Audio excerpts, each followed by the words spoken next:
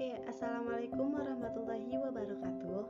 Saya Ruyatul Isma dari kelas Biologi F IAIN Syekh Nurjati Cirebon. Di sini saya akan mempresentasikan hasil proposal skripsi saya yang berjudul Pengaruh Model Pembelajaran TAI atau Team Assisted Individuation terhadap hasil belajar siswa pada materi pencemaran lingkungan di kelas 10 di SMAN 1 Duku Puntang. Nah, yang pertama yaitu bab 1, pendahuluan.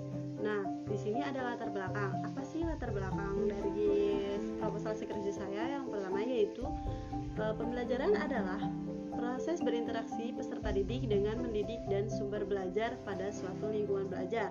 Adapun pembelajaran merupakan bantuan yang diberikan kepada pendidik agar dapat terjadi proses perolehan ilmu, data pengetahuan, penguasaan, dan pembentukan sikap yang kepercayaan dan kepada peserta didik.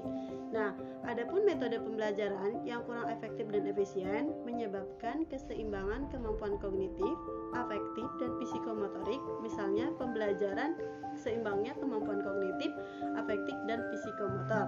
Nah, misalnya pembelajaran yang monoton itu dari waktu ke waktu yang menunjukkan kurang kreativitas dari guru dalam rangka mencerdaskan siswa-siswanya. Nah, kemudian berdasarkan hal di atas, maka untuk itu diperlukan suatu upaya dalam rangka meningkatkan mutu pendidikan pengajaran. Nah, salah satunya adalah dengan memilih strategi atau cara untuk menyampaikan materi-materi agar yang diperoleh peningkatan prestasi hasil belajar, khususnya pada pelajaran biologi dengan submateri pencemaran lingkungan di kelas 10 ini. Nah, misalnya apa? Contohnya dengan membimbing siswa untuk bersama-sama tersebut aktif dalam proses pembelajaran dan mampu membuat siswa berkembang sesuai dengan taraf intelektualnya. Nah, berdasarkan uraian di atas, maka saya peduli ini akan mencoba menerapkan salah satu model pembelajaran, yaitu model TAI atau Team Assisted Individuation, yang mengungkapkan apakah dengan model pembelajaran TAI ini dapat meningkatkan prestasi belajar siswa di mata pelajaran biologi, terutama pada materi pencemaran lingkungan, dan kenapa saya memilih model pembelajaran ini yaitu karena untuk mengkondisikan siswa untuk terbiasa menemukan, mencari, mendiskusikan sesuatu yang berkaitan dengan pengajaran. Nah, selanjutnya di sini ada rumusan masalah. Yang pertama yaitu identifikasi masalah. Apa sih identifikasi masalah dari proposal kami? Yang pertama yaitu rendahnya produktivitas guru dalam mengembangkan model pembelajaran. Kemudian yang kedua yaitu kurangnya motivasi, kemudian kurangnya interaksi antar siswa, kemudian kurang proses pembelajaran siswa cenderung pasif, dan kurangnya hasil belajar atau prestasi siswa di mata pelajaran biologi. Selanjutnya yaitu ada batasan masalah. Nah, teman-teman, di sini batasan masalah yang saya ambil yaitu subjek penelitian siswa kelas 10 di SMAN 1 Duku Puntang sebanyak 2 kelas. Kemudian penelitian ini untuk kontrol dan yang tidak terkontrol, kemudian sama yang penerapan menggunakan metode pembelajaran TAI. Nah, kemudian yang ketiga yaitu hasil belajar siswa yang baik adalah hasil dari setiap pembelajaran yang bagus dengan nilai mata pelajaran biologi di atas KKN atau nilai ketuntasan minimum. Di sini pertanyaan penelitiannya yang pertama yaitu bagaimana pengaruh siswa terhadap penerapan model pembelajaran TAI pada peningkatan hasil belajar siswa dengan submateri pencemaran lingkungan kelas 10 SMAN 1 Duku Puntang. Kemudian pertanyaan kedua yaitu bagaimana hasil belajar siswa terhadap penerapan model pembelajaran TAI. Kemudian yang ketiga yaitu bagaimana perbedaan peningkatan hasil belajar siswa terhadap penerapan model TAI dengan yang tidak menggunakan model pembelajaran TAI. Di sini ada tujuan penelitian. Kita sama ya, tujuan penelitiannya yaitu untuk mengetahui pengaruh siswa terhadap penerapan model pembelajaran tipe TAI. Kemudian yang kedua yaitu untuk menganalisis hasil belajar siswa terhadap penerapan model pembelajaran TAI. Kemudian yang ketiga yaitu untuk mengkaji perbedaan peningkatan hasil belajar siswa antara yang menerapkan model pembelajaran TAI dengan yang tidak menerapkan treatment model pembelajaran TAI. Nah, selanjutnya yaitu ada manfaat penelitian. Nah, yang pertama yaitu ada manfaat teoritis. Manfaat ini dapat memberikan masukan terhadap motivasi dan penerapan model pembelajaran TAI. Selain itu juga penelitian diharapkan dapat memberikan inovasi dalam dunia pendidikan, terutama dalam hal pembelajaran sebagai salah satu upaya untuk meningkatkan hasil belajar siswa. Oke, selanjutnya yaitu ada manfaat praktis bagi peneliti. Yang pertama yaitu ada penelitian diharapkan dapat memberikan tambahan pengetahuan dan wawasan mengenai model pembelajaran TAI. Kemudian manfaat bagi siswanya yaitu diharapkan untuk dapat meningkatkan keterampilan hasil belajar siswa pada materi pencemaran lingkungan. Kemudian bagi gurunya yaitu penelitian diharapkan dapat membantu guru dalam menyampaikan materi. Dan untuk bagi pembacanya yaitu memberikan informasi mengenai model pembelajaran kooperatif tipe TAI. Oke, kita lanjut ya. Nah, di sini definisi operasional yang pertama yaitu ada media pembelajaran biologi. Apa sih media pembelajaran biologi ini? Menurut Jamarah atau Aswan 2002 mendefinisikan media sebagai alat bantu apa saja yang dapat dijadikan sebagai wahana pengukur atau penyalur informasi belajar pesan guna untuk mencapai tujuan pembelajaran. Kemudian ada model pembelajaran TAI. Nah, menurut Warsono atau Herianto 2013 ini mendefinisikan TAI itu bantuan individual dalam kelompok bidak adalah model pembelajaran yang mengkombinasikan perbedaan kemampuan individu dengan belajar kelompok. Nah, metode ini merupakan metode pembelajaran yang dikembangkan oleh Slavin Levy, Krawit, dan Meden pada tahun 1982 sampai dengan 1985 dalam buku Cooperative Learning, Theory, Research, and Practice.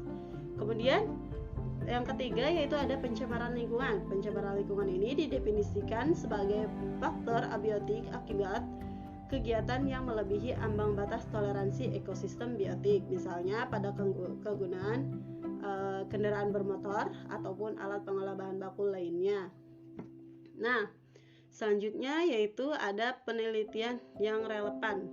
Nah, di sini banyak sekali ya contoh-contoh penelitian, maka saya mengambil penelitian relevan atau referensi. Maka kenapa saya mengambil judul ini? Yang pertama yaitu ada penelitian yang terkait penerapan model pembelajaran TAI ini dilakukan pada beberapa peneliti terdahulu.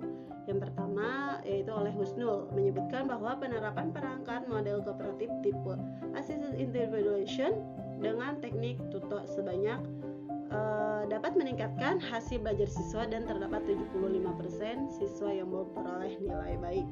Oke, selanjutnya yaitu oleh Haryati 2015 menyebutkan bahwa model pembelajaran kooperatif tipe ini memberikan prestasi belajar matematika yang lebih baik dibandingkan dengan model pembelajaran PBL dan konvensional. Kemudian pada Setia atau dan lain-lainnya dinyatakan bahwa hasil belajar IPA biologi pada kelas yang menggunakan model TAI ini lebih tinggi, yaitu 43,8% dibandingkan dengan kelas yang menggunakan model mind mapping, yaitu 41,9%. Oke, selanjutnya yaitu ada kerangka berpikir. Di sini teman-teman, kerangka berpikir pada proposal saya ini yang pertama yaitu kurikulum biologi, kemudian lanjutan dengan kegiatan materi, kemudian lanjut lagi pencemaran lingkungan, kemudian penerapan model pembelajaran TAI yang layak digunakan dalam pembelajaran, kemudian siswa aktif dalam pembelajaran mengungkap argumentasi, ide-ide dalam berdiskusi, kemudian evaluasi dan meningkatkan hasil prestasi belajar siswa. Nah, adapun hipotesis dalam judul skripsi saya yaitu yang pertama terdapat pengaruh yang signifikan TAI dan yang tidak diterapkan dalam pembelajaran model TAI ini. Kemudian yang kedua yaitu tidak terdapat pengaruh yang signifikan terhadap hasil belajar siswa dan penerapan model pembelajaran TAI. Oke, lanjut. Di sini ada kajian pustaka. Kalian bisa baca ya. Di sini ada kajian pustaka, ada pengertian dari tim Assisted Individuation atau TAI adalah salah satu jenis pembelajaran kooperatif atau cooperative learning. dan ini diterjemahkan sebagai bantuan individual dalam berkelompok atau bidak. Nah, model TAI ini juga bisa dimaknai sebagai Team Accelerated Interaction. Model pembelajaran kooperatif tipe ini juga pelaksanaannya peserta didik dibagi ke dalam kelompok-kelompok. Kemudian di sini juga selanjutnya ada langkah-langkah dari team individuation ini ada beberapa ya. Yang pertama yaitu ada placement test. Kemudian yang kedua yaitu ada team. Kemudian yang ketiga ada student kreatif. Kemudian yang keempat itu ada team study. Kemudian yang kelima ada fast test. Dan yang keenam ada whole choose unit. Oke, kita lanjut ya. Tadi kita udah bahas langkah-langkah model team assisted individuation menurut Shahimim 2014, yaitu ada placement test, kemudian ada team, kemudian ada teaching group, kemudian ada student kreatif, kemudian ada team study, kemudian selanjutnya ada fast test, dan yang terakhir ada team score atau ada satu lagi yaitu whole choose atau class unit.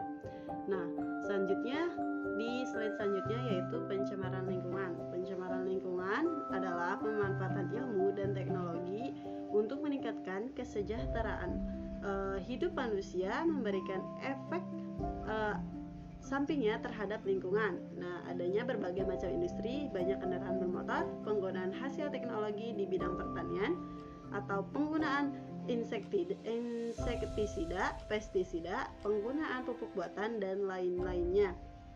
Nah, pencemaran lingkungan ini terdapat 3. Yang pertama yaitu ada pencemaran air, pencemaran udara, dan pencemaran tanah. Nah, pencemaran air, udara, dan tanah ini merupakan masuknya zat, energi, makhluk hidup atau suatu komponen lain ke udara atau ke dalam air, ke tanah, sehingga berubahnya komposisi air, kemudian udara, tanah, dan menurunnya sampai ke tingkat tertentu yang menyebabkan air, udara, tanah tidak dapat berfungsi kembali. Nah, selanjutnya yaitu ada pengertian dari pencemaran air. Adapun pencemaran air adalah air yang ada di alam ini tidak bentuk murni H2O. Hal ini tidak berarti bahwa air tersebut telah tercemar. Nah, air permukaan dan air sumur umumnya mengandung zat-zat yang terlarut seperti senyawa natrium, magnesium, kalsium, dan verum. Air yang tidak tercemar tidak selalu merupakan air murni, tetapi air yang merupakan air yang tidak mengandung bahan-bahan asing tertentu, sehingga tertentu yang melebihi batas yang telah ditentukan. Nah, adapun indikator dari pencemaran air, yang pertama yaitu ada perubahan suhu air, kemudian ada perubahan pH atau derajat keasaman, kemudian selanjutnya ada perubahan warna, bau, dan rasa air, dan yang terakhir adanya endapan kalori dan busa, dan adanya mikroorganisme. Oke, selanjutnya yaitu ada pencemaran udara. Pencemaran udara ini udara yang bersih hanya mengandung gas oksigen, nitrogen, uap air, sedikit gas karbon dioksida, dan gas-gas mulia.